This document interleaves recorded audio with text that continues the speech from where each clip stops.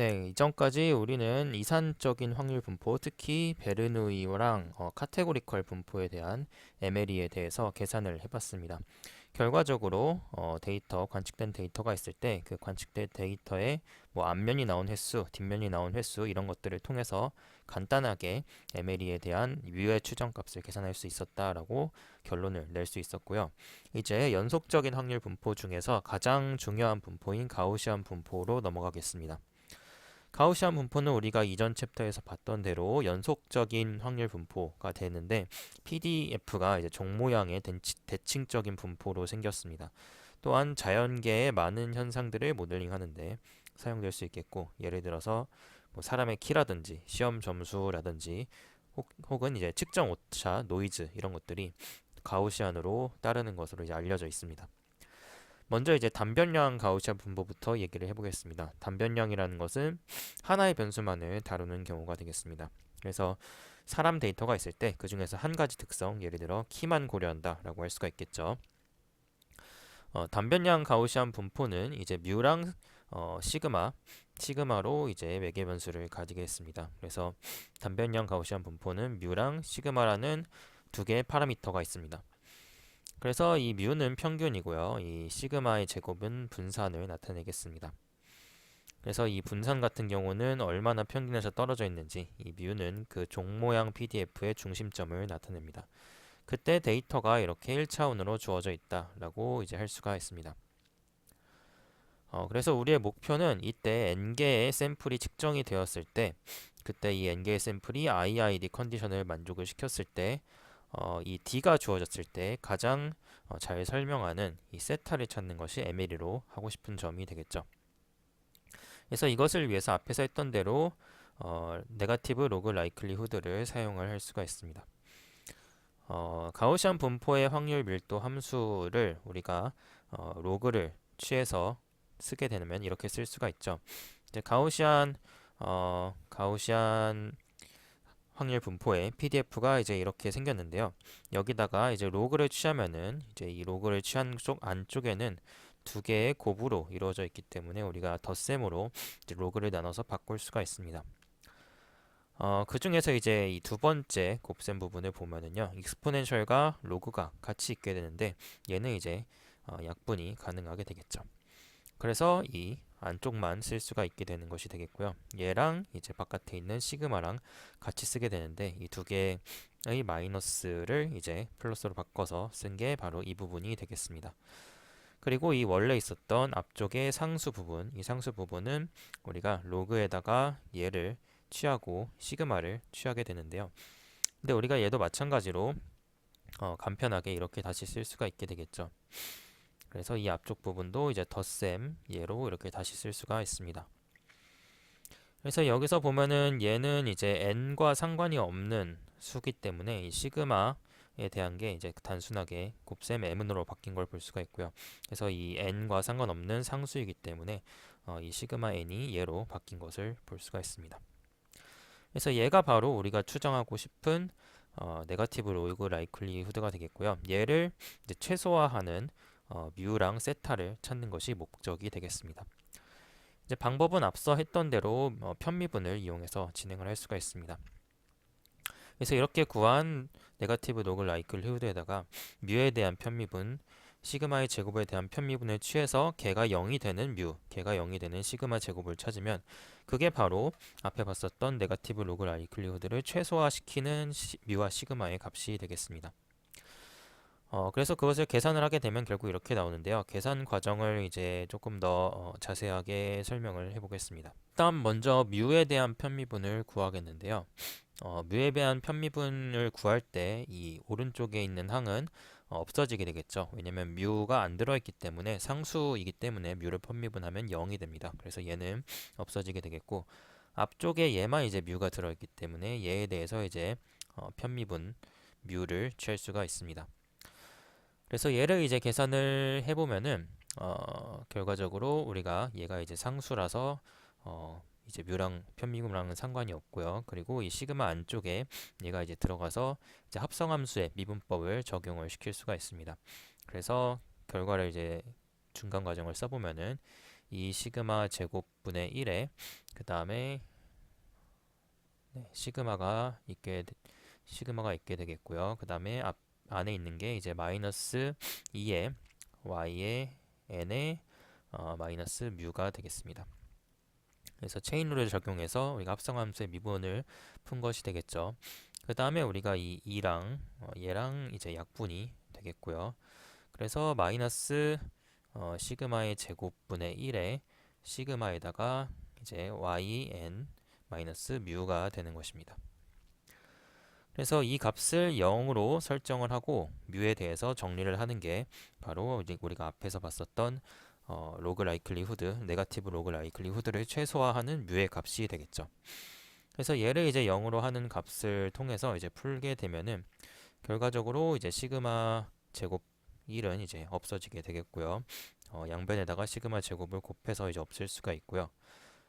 그 다음에 이제 이 합 시그마가 있죠. 그래서 얘를 이제 두 개로 분리시킬 수가 있겠죠. 이제 yn 마이너스 시그마 뮤가 이제 0이 되는 것입니다.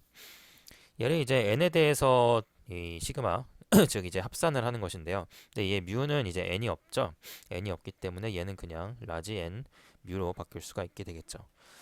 그래서 얘를 이제 우변으로 넘겨서 계산을 해보면은 결과적으로 라지 n 뮤는 이제 시그마 yn이 되고요.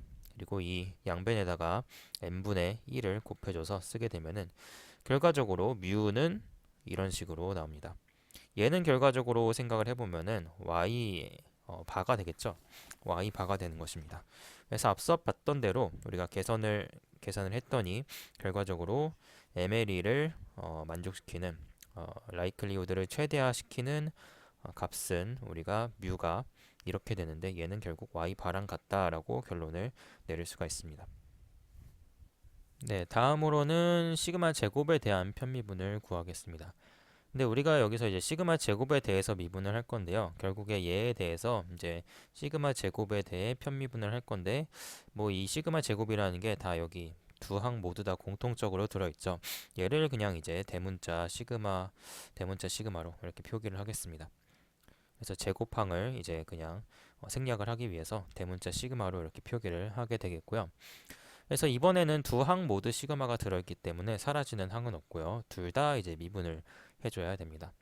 그래서 일단 앞에 있는 애를 먼저 이제 시그마에 대해서 미분을 해보게 되면은 우리가 마이너스 2분의 시그마의 제곱 분의 1에 그 다음에 뒤에 건 이제 그대로 써주면 되죠. y n 마이너스 뮤의 제곱이 되겠습니다.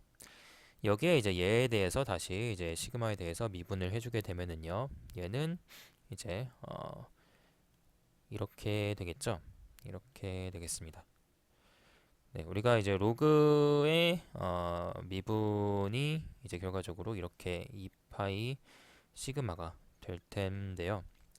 근데 우리가 결국에 이 안에 있는 것을 미분을 해서 위에다가 이제 분자에다가 써주게 되면은 2파이가 되겠고요. 그래서 얘가 이제 이렇게 약분이 되고 그러면은 남는 건 시그마 분의 1이고요. 그런 상황에서 우리가 2분의 n을 곱해주게 돼서 이제 결과적으로 이렇게 되겠죠. 그래서 얘를 이제 0으로 생각을 하고 시그마에 대해서 정리를 시킬 수가 있습니다. 그래서 이 값을 0으로 하고 시그마에 대해서 풀게 되면은요.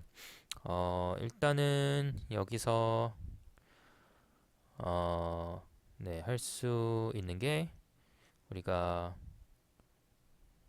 먼저 이 얘를 이제 우변으로 넘기고 마이너스를 곱해주겠습니다. 그러면은 2분의 시그마 분의 n이 되겠고요. 여기다가 이제 마이너스를 양변에 곱해줬으니까 이 시그마의 제곱분의 1에 시그마 yn 마이너스 뮤의 제곱이 이제 그대로 되겠고요.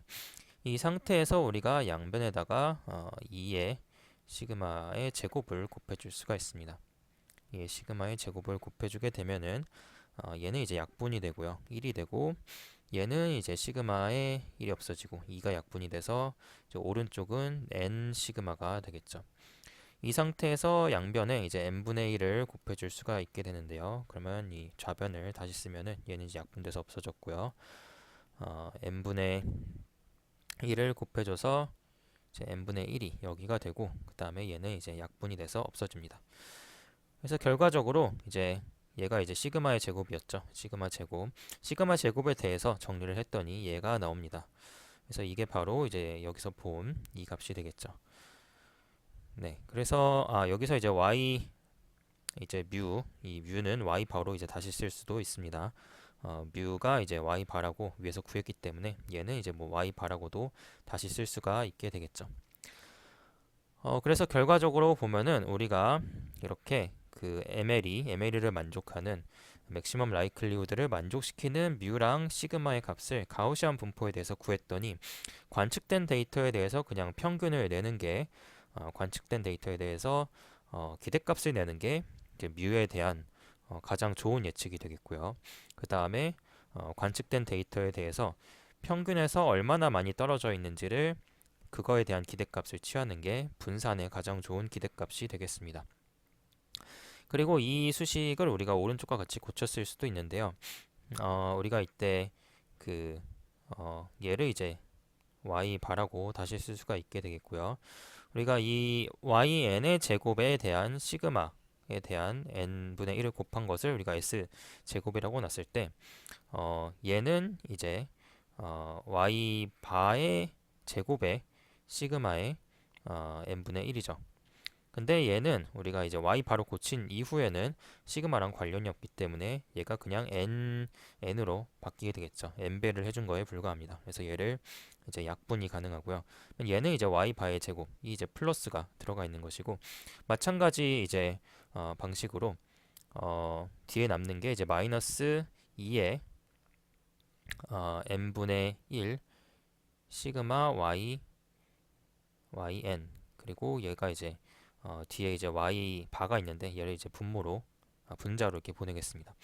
그렇게 되면은 우리가 이 부분 여기yn의 시그마를 한 다음에 n분의 1을 곱해주는 게 얘가 바로 y 바죠. 그래서 y 바의 제곱이 되는 것입니다. 그래서 여기를 이제 다시 써보면은 뒤에 있는 이 마이너스 2 yn 뮤는 이제 마이너스 2의 y 바의 제곱이 돼서요. 결과적으로 우리가 얘네 둘을 계산을 해서 보면은 마이너스 y 바가 되겠죠. y 바의 이제 제곱이 되겠죠. 그래서 앞에 있는 얘를 이제 s라고 고쳐 쓰게 되면은요. 뒤에 있는 이 두 개는 마이너스 y 바의 제곱이 됩니다. 그래서 결과적으로 s의 제곱 마이너스 y 바의 제곱이라고 쓸 수가 있게 되는 것입니다. 그래서 이 식을 이제 좀 직관적으로 생각을 해보면은 결과적으로 각각의 관측치가 평균으로부터 얼마나 떨어져 있는지 이거를 계산을 해가지고 그거의 기대값을 계산을 합니다. 그게 바로 시그마에 대한 가장 좋은 분산에 대한 가장 좋은 추정치이다. 이렇게 얘기를 할 수가 있게 되는 것입니다. 네, 여기서 이제 주목할 점은 앞서 구했던 이제 y 바랑 s 제곱이라는 게 충분 통계량 이 두 개만 있으면 충분하다라는 의미입니다. 충분 통계량이라는 말은 뭐 sufficient statistics라고 부르는데 영어로는 이 의미는 이 값 두 개만 알면은 원래 데이터를 모두 알고 있는 것과 동일한 정보를 가지고 있다라는 의미입니다. 그래서 MLE를 계산하기 위해서 전체 데이터셋을 보관할 필요는 없고요.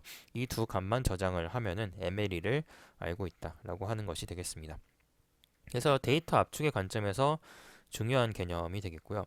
예를 들어서 샘플이 뭐 100만 개, 뭐 1000만 개가 있을 때 그때 이 단 두 개의 숫자 y 바랑 s의 제곱만 있으면은 이 데이터셋을 요약할 수 있다라는 것이 되겠습니다. 뭐 이제 가우시안 분포를 따를 때 얘기이지만요.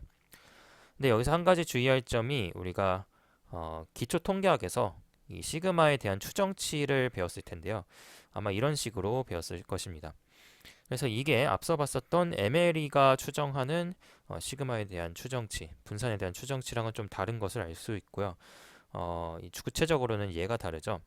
앞서서 봤던 이제 MLE가 추정한 분산은 얘가 이제 n분의 1이었습니다. 근데 우리가 기초 통계학에서 배운 그때 배운 이제 분산의 추정치는 얘가 이제 n-1분의 1인 것을 알 수가 있습니다.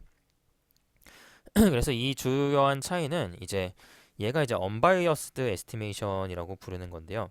우리가 이제 자유도라는 것에 이제 개념을 설정을 해가지고 우리가 분산 같은 경우에는 한 개의 변수가 나머지를 알면 이제 추정이 되겠습니다. 그래서 자유도가 1이 없어서 이런 식으로 샘플에다가 1을 빼줘야지만 실제 모집단의 분산과 일치한다라고 할 수가 있게 되겠습니다. 반면 이제 MLE는 n-1로 나눈 것이 아니기 때문에 약간의 바이어스를 가지고 있습니다. 대신에 얘는 이제 그 MLE로 추정한 분산은 평균 제곱 오차 MSE의 관점에서는 더 좋은 성능을 볼 수가 있습니다. 이제 실제로 우리가 구현되는 파이썬 같은 경우에서 파이썬의 numpy 라이브러리 같은 경우는 기본적으로 MLE를 사용을 해서 이제 분산을 추정을 하고요. 판다스 같은 경우에는 우리가 여기서 지금 보는 unbiased 그 분산을 추정을 합니다. 그래서 어떤 라이브러리를 사용하냐에 따라서 실제로 numpy를 사용하냐, 판다스를 사용하냐에 따라서 파이썬의 결과가 다를 수가 있으니까요. 그 부분에 이제 주의를 해서 사용을 해야 될 수 있습니다. 앞서서는 이제 단변량 가우시안 분포에 대해서 설명을 했고요. 근데 실제 세계 많은 문제들이 여러 변수를 동시에 고려하고 또 다른 이제 코베리언스 이런 것도 고려를 해야 됩니다.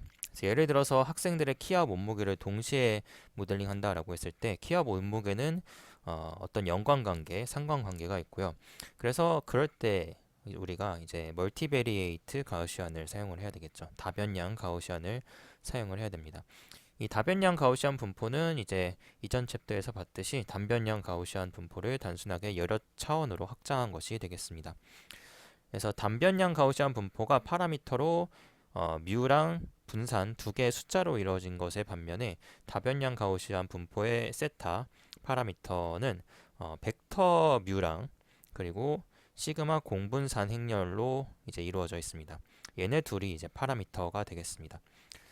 그래서 이제 평균 벡터 뮤는 이제 각 차원의 평균을 나타내는 그 d 차원의 벡터라고 할 수가 있게 되겠고요. 그래서 d 차원 d는 각각의 이제 측정의 변수의 개수가 되겠습니다. 예를 들어서 키와 몸무게를 모델링한다 그랬을 때에는 2차원 차원이 두 개가 되겠죠. 2차원의 벡터가 되겠습니다. 공분산 행렬 같은 경우에는 우리가 이전 챕터에 배웠던 대로 변수 사이의 공분산을 나타내는 d 곱하기 d 행렬이 되겠습니다.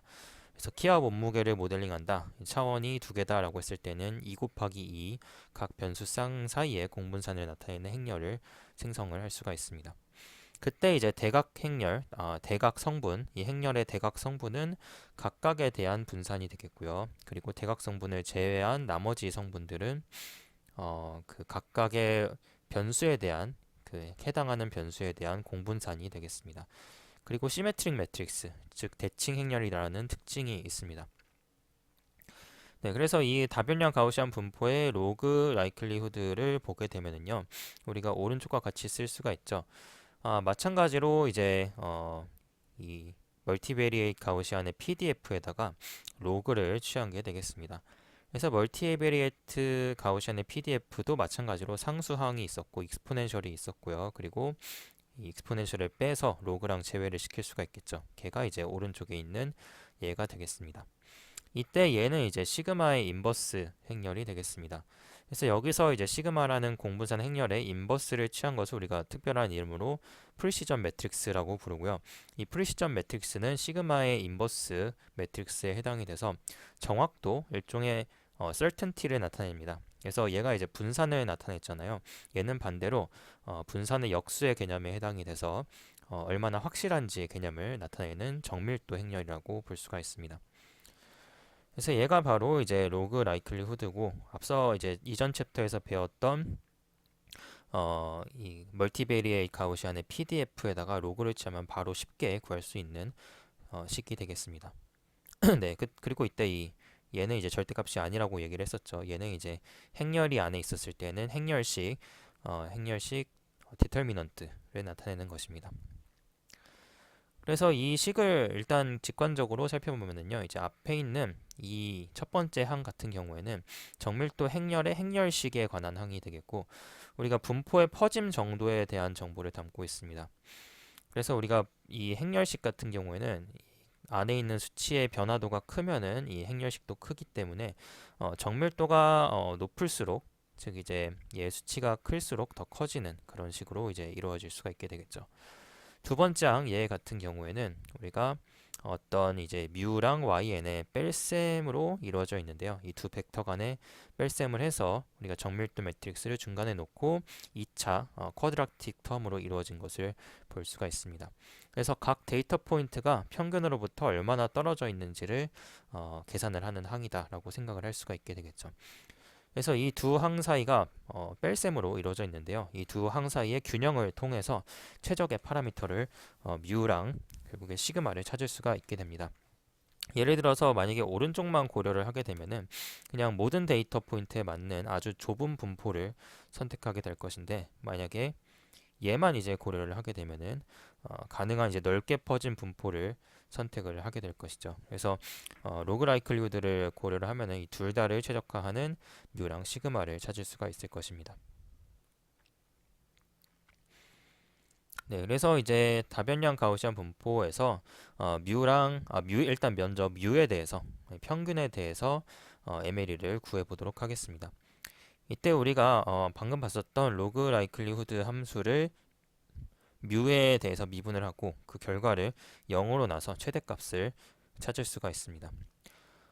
그래서 이 과정은 앞에 봤었던 단변량 경우보다 좀 복잡한데요. 왜냐면 이제 벡터의 미분값, 그러니까 벡터 미분을 알아야 됩니다. 그러니까 선형대수 미분을 알아야 되겠고요. 또한 이제 행렬을 미분할 수 있어야 되는데요. 나중에 이제 선형대수학 파트에서 배우겠지만 결과적으로 여기선 그냥 간단하게 결과만 보고 넘어가도록 하겠습니다. 일단 먼저 그걸 하기 위해서 이 치환을 먼저 해야 됩니다. y-뮤에 대해서 zn이라고 치환을 하게 되면은 앞에 봤었던 식 중에서 이 부분을 우리가 이렇게 치환을 할 수 있게 되겠고요. 여기다가 이제 뮤에 대해서 편미분을 한다라는 뜻은 우리가 체인룰을 써서 z에 대해서 편미분을 하고 뒤에 이제 z에 대한 뮤의 편미분 값을 곱해주는 형식으로 바꿀 수가 있습니다. 얘는 이제 마이너스 1이죠. 마이너스 1인데 결과적으로 이제 마이너스 아이덴티티 행렬이 되겠고요. 얘를 이제 하게 되면은 얘가 이제 벡터랑 행렬의 미적분학을 공부를 해야 되는데 얘의 결과는 이렇게 주어진다라고만 이제 알면은 되겠습니다. 근데 이제 우리가 시그마가 시메트릭 매트릭스인 걸 알기 때문에요. 시메트릭스 매트릭스의 특징은 얘랑 얘가 같기 때문에 우리가 얘를 2의 시그마 인버스로 쓸 수가 있고요. 우리가 람다 매트릭스를 표현을 해가지고 정밀도 행렬로 다시 쓰면은 2의 람다가 되겠죠. 그리고 앞에 있는 아이덴티티 매트릭스를 곱해가지고 마이너스 2의 람다 행렬의 zn이 되는 것입니다.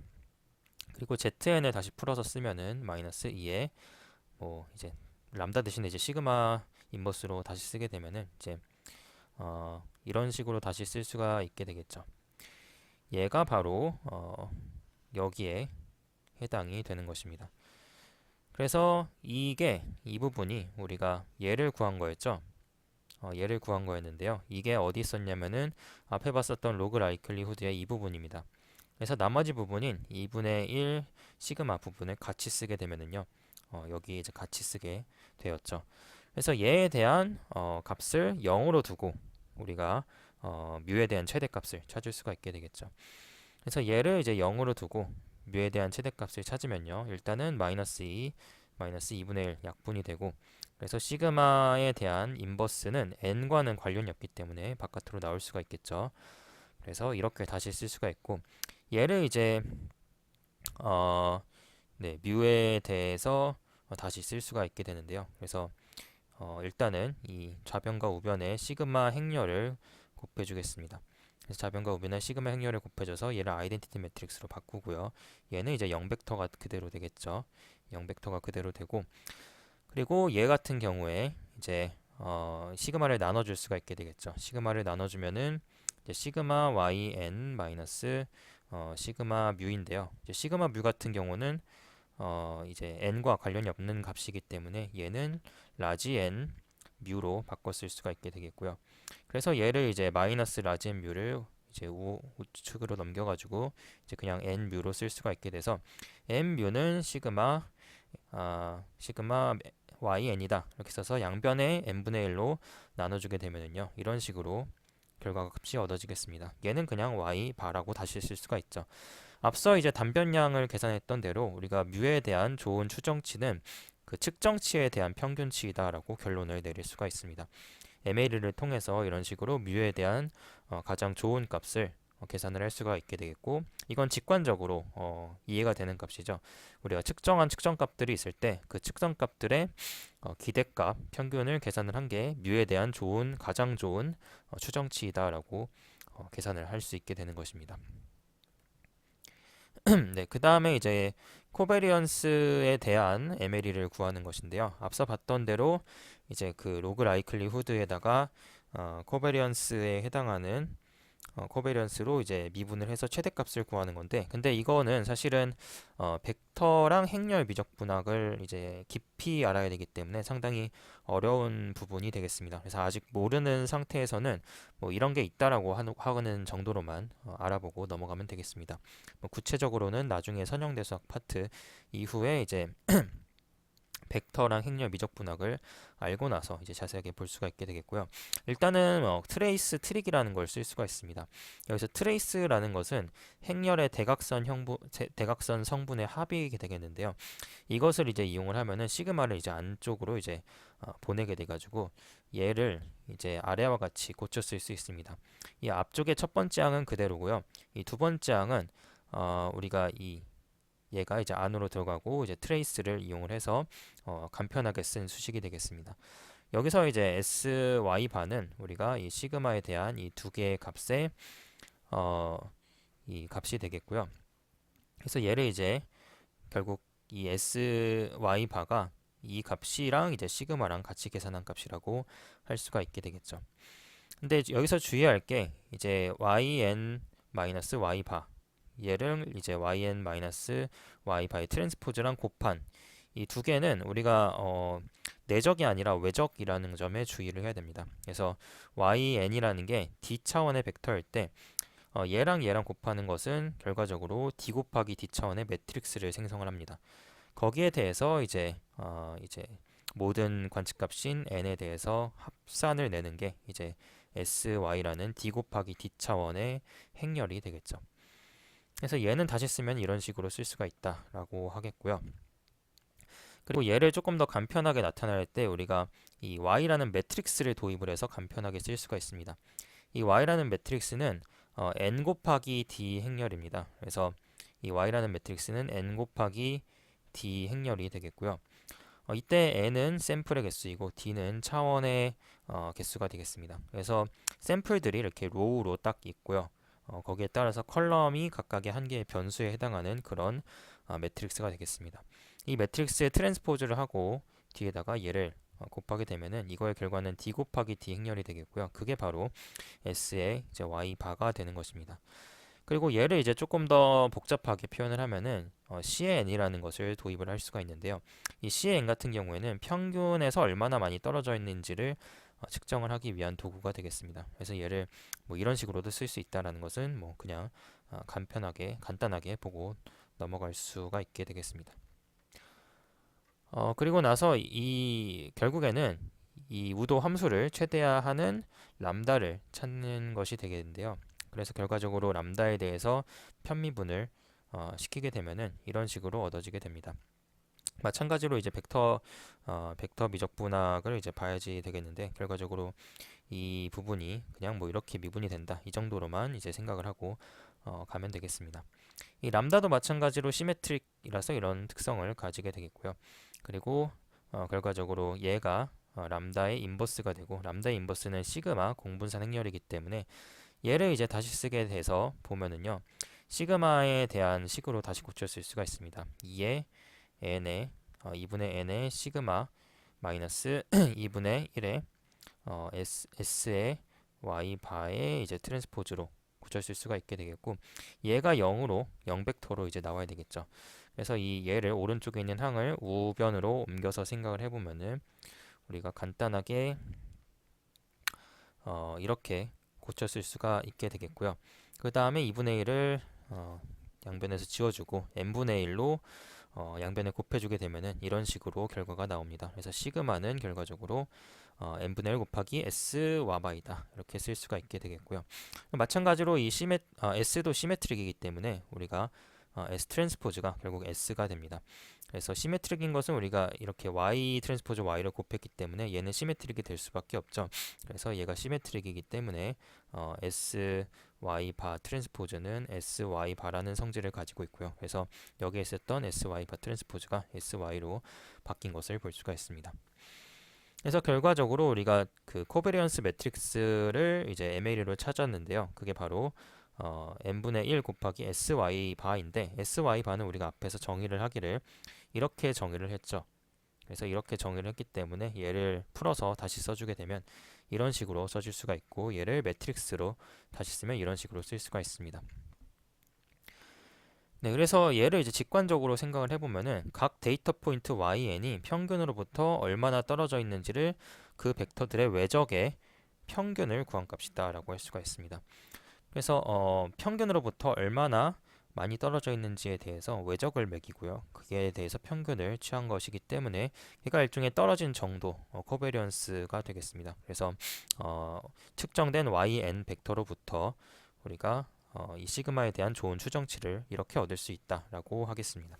으로 구해진 코베리언스 매트릭스를 시각화를 시킬 수가 있습니다. 이 그림 같은 경우에는 아이리스 데이터셋의 시그마를 시각화한 것이 왼쪽에 있는 A 그림인데요.